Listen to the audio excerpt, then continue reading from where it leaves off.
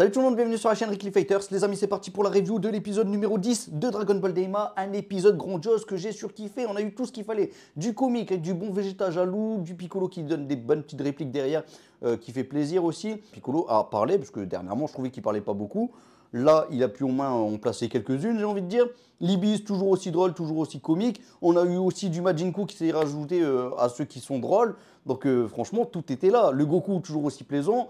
Donc franchement, j'ai même Bulma m'a fait sourire. On avait toutes les personnes quasiment qui me faisaient rire. Mais honnêtement, hein, moi, j'avais pas que le petit sourire en coin. C'était vraiment, j'ai sursauté. Je me suis dit, wow, mais qu'est-ce que c'est drôle, qu'est-ce que c'est dingue, qu'est-ce que c'est kiffant, quoi. Enfin, voilà. Niveau combat, on était gâtés. Hein, le Majin-Buu, toutes les attaques qu'il nous a sorties, c'était d'une telle qualité. C'était grandiose. Ce Majin-Buu qui, pour moi, monte dans mon estime. C'est-à-dire qu'au départ, je l'ai vu, je me suis dit, ouais. En fait, il est un petit peu osef, il me fait trop penser au Saibaman, tout ça. Mais finalement, ce Majin-Buu, eh bien, c'est du grandiose. Le mec, il tape des poses pendant son combat. Bon, c'est son premier combat de sa vie, mais il sait peut-être pas comment utiliser le mouvement, tout ça. Mais on voit que c'est quand même un génie du combat, malgré tout. Et là, bam, il te fait une tornade où il fonce la tête la première. Il te fait des boules de ki comme ça avec sa bouche. Un rayon de ki. C'était magistral, c'était magnifique. Et le Tamagami, franchement, quelle classe. Où il disparaît dans tous les sens comme ça. On voit qu'il dominait clairement le combat, depuis le début en tout cas. Et ça, c'était beau. Un beau combat qui n'a pas assez duré à mon goût en tout cas. Mais le prochain épisode, légendaire qu'il se nomme d'ailleurs, eh bien, ça promet du lourd. On voit que Vegeta va combattre le Tamagami 2 étoiles. Et là, ça va être du bon fight. Ceux qui voulaient voir du Vegeta enfin en action et qui va briller, je pense que là, on va enfin avoir un Vegeta qui brille pendant tout son combat. Donc, tant mieux. Voilà, Vegeta méritait un peu ce combat. Il l'aura enfin. Je pense que là, franchement, je m'avance peut-être beaucoup, mais je ne vois pas Vegeta perdre dans le prochain épisode. Alors, je sais, je mélange un peu tout. Je vous parle du comique, tout ça. Mais voilà, c'est l'introduction. J'ai envie de vous parler de tout. Tellement cet épisode m'a fait vraiment plaisir. Les dessins d'ailleurs, je vous en parle aussi, ils étaient vraiment d'une telle qualité, moi j'ai surkiffé, vraiment tout était bien fait. Et voilà, on augmente un peu le lore, le Kaioshin qui nous parle de la création du monde, du peuple aussi de la Terre et des Saiyans, qui eux sont un peu un peuple à part parce qu'ils ont été créés une fois que la création a été finie de l'univers. Je vous dis de l'univers, mais des univers en vrai pour être exact. Voilà, on voit aussi l'histoire des Namek, comme quoi le père de Piccolo a dû fuir cette planète Namek. Chose aussi incroyable, et ça je vous en avais parlé les amis, il y a de cela beaucoup, voilà, beaucoup d'épisodes. Je ne sais plus quel épisode, 2, 3, 4, quand ils sont arrivés dans le royaume des démons, j'avais l'idée comme quoi il est possible qu'il y ait des planètes comme ça, par-ci par-là, éparpillées dans le royaume des démons. Alors je m'imaginais que ce soit présent dans le troisième monde des démons. Vraisemblablement, le troisième monde des démons, c'est une surface plane, avec quelques petits cailloux qui volent par-ci par-là, avec une aire un petit peu compliquée comme ça, lourde comme c'était cité. Mais dans ce deuxième monde, là par contre, l'air tranquille, voilà, on peut se promener librement, tu peux voler tranquillement, il n'y a pas de souci. Et en plus de tout ça, tu retrouves une planète Namek abandonnée du coup. Pourquoi? Parce qu'il y a eu des Namek esclaves un peu de cet endroit. Donc Abura, il abuse un petit peu. Donc là, les Namek, ils étaient indispensables, parce qu'on sait que les Namek, voilà, tu peux faire des Dragon Ball, donc voilà, ils sont intéressants en tout cas. Et ben du coup, ils étaient esclaves, un peu comme les esclaves qu'il y avait dans le troisième monde. Et malgré tout, ces Namek, eux, ils étaient présents dans le deuxième monde. Voilà. Mais ils avaient un confort un peu mieux que ceux du troisième monde. Malgré tout, c'est un peu compliqué de vivre en tant qu'esclave, quoi. On parle des Namek quand même qui sont un peuple pacifiste. Donc pauvre Namek, puis Piccolo qui nous parle de son père, nous dit aussi que en fait, il ne connaît pas cet endroit. Lui, il n'a pas vécu là, il a vécu que bien après. C'est son père voilà, qui lui a donné naissance, mais ensuite, quoi, une fois qu'ils avaient quitté le monde des démons.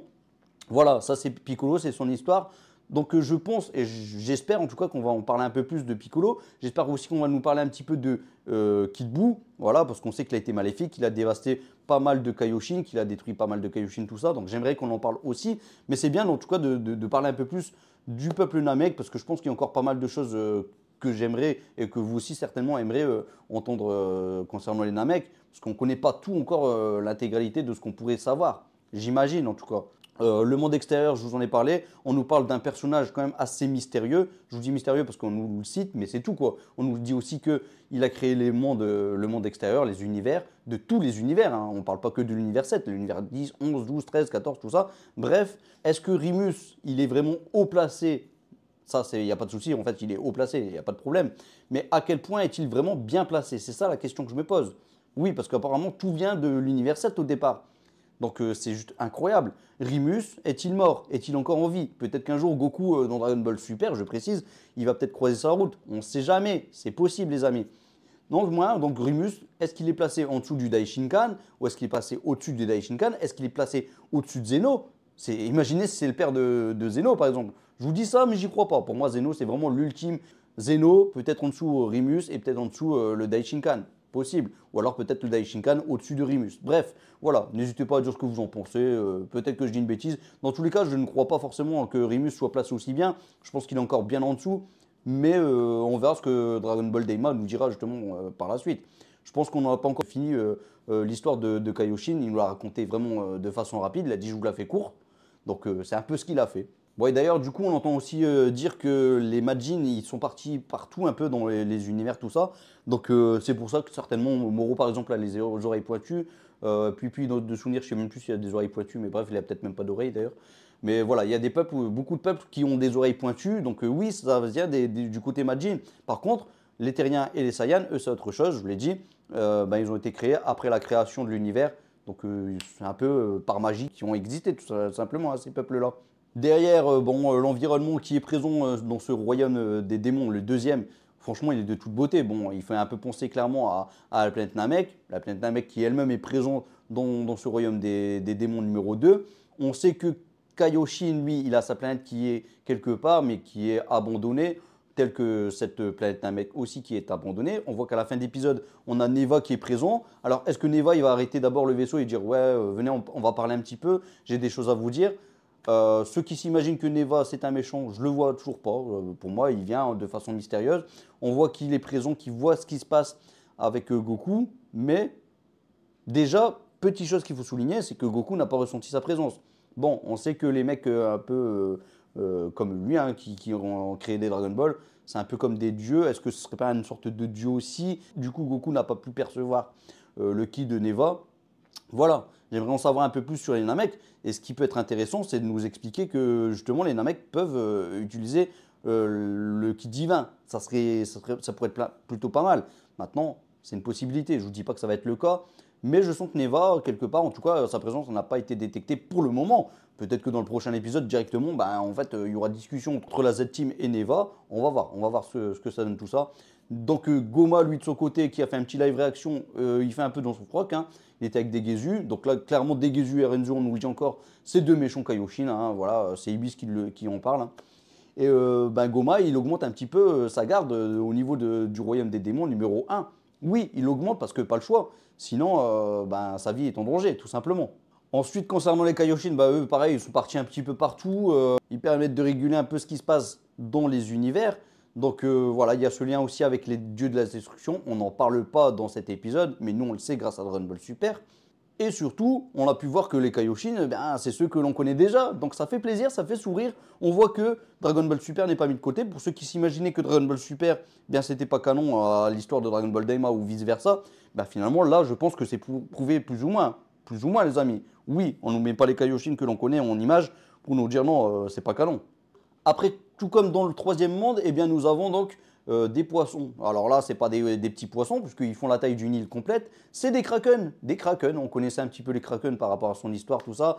Pas dans le monde de Dragon Ball, mais là, maintenant, en tout cas, il est incorporé dedans. Donc le Kraken, qui fait quand même peur.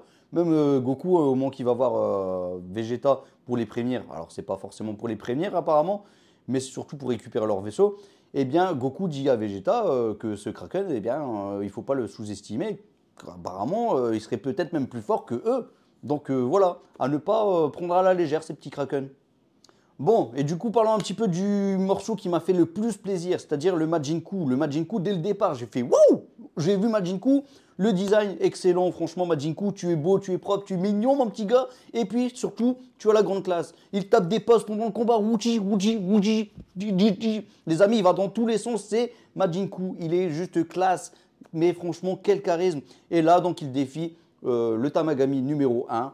Il a perdu, certes, mais le combat était de toute beauté. Il nous a fait une sorte de spirale comme ça, une tornade, où il fonce la tête la première. C'était beau. Il nous a lancé quelques petites boules de ki par-ci par-là. Le Tamagami est vraiment trop puissant. Donc lui, il esquive facilement. Il est là avec son épée. Mais quelle classe ce Tamagami, franchement. Le voir en image Au départ, je me suis dit non, voilà, c'est un Tamagami, il est un petit peu osef. Mais là, le voir à l'œuvre, bah, j'avoue, oui, il faut savoir un petit peu retourner sa veste. Et c'est ce que je fais. Ce Tamagami, il a la grande classe. Le Tamagami numéro 1, qu'est-ce qu'il en impose? Avec ses petites disparitions par-ci, par-là, bium, bium, bium, bium, bium, bium. Hop, il apparaît derrière le Majin Buu. Bon, j'ai dit disparition, c'est plus un effet de vitesse, hein, en vrai, hein, je pense. Voilà, mais quand tu vas tellement vite, ben, finalement, c'est comme si tu disparaissais. Voilà, c'est ce qu'on nous a toujours montré dans Dragon Ball. C'est ce qu'on nous montre encore une fois aujourd'hui dans cet épisode.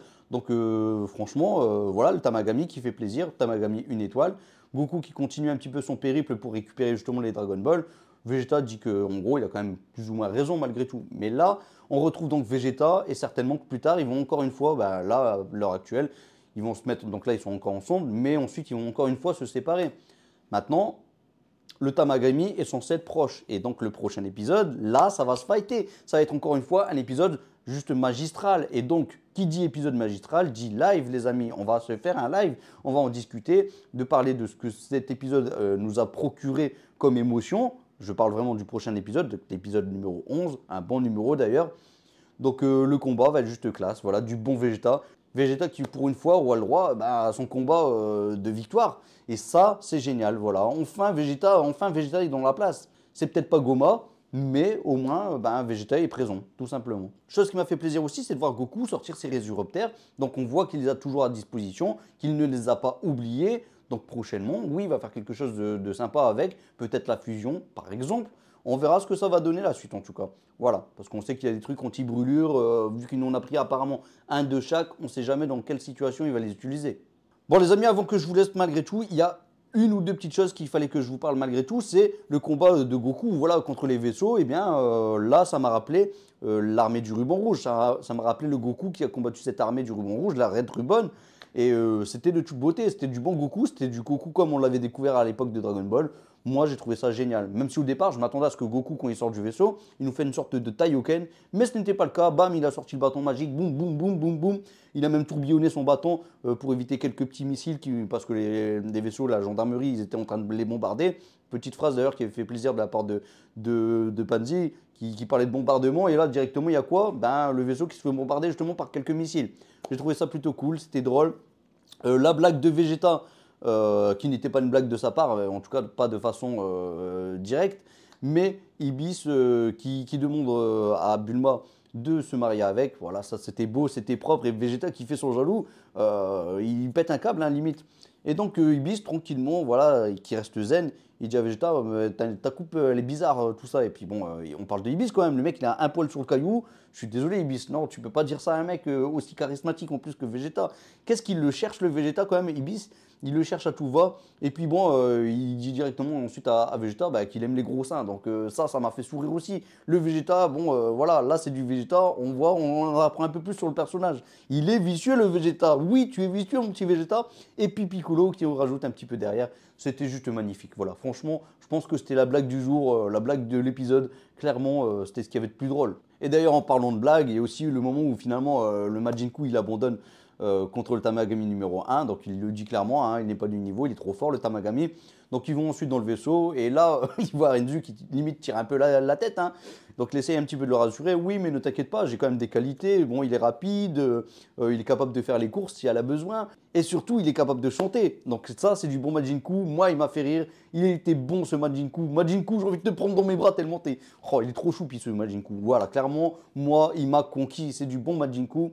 Donc la suite, ça annonce vraiment du grandiose. Hâte de voir tout ça. Et puis les amis, j'espère que le prochain épisode, vous serez présents pour le live. Venez nombreux, il n'y a pas de souci, on en discutera. Je sortirai rapidement un review, comme ça vous pouvez l'avoir aussi avant le live. Et ensuite, il y aura pas mal de choses à dire. Hein, du bon Vegeta, du Vegeta qui va briller pour une fois. C'est pas un épisode qu'on peut voir tous les jours, hein, je vous le dis honnêtement. Donc voilà, venez nombreux, vous êtes tous la bienvenue. Il y aura des personnes qui peuvent venir aussi sur Discord. Donc ça va être la grande classe, ça va être du grand Vegeta, ça va être du bon Vegeta. On va pouvoir bien manger devant cet épisode et ça va être cool. Allez les amis, comme d'habitude, je vous fais un Masenko, j'espère qu'il va vous guider vers la victoire. Celle que vous méritez, celle que vous avez peut-être déjà obtenue. Mais une victoire ou deux, pourquoi pas, une de plus, on accepte. Allez les amis, je vous fais un Masenko, n'oubliez pas de vous abonner, de liker si vous avez aimé cette vidéo.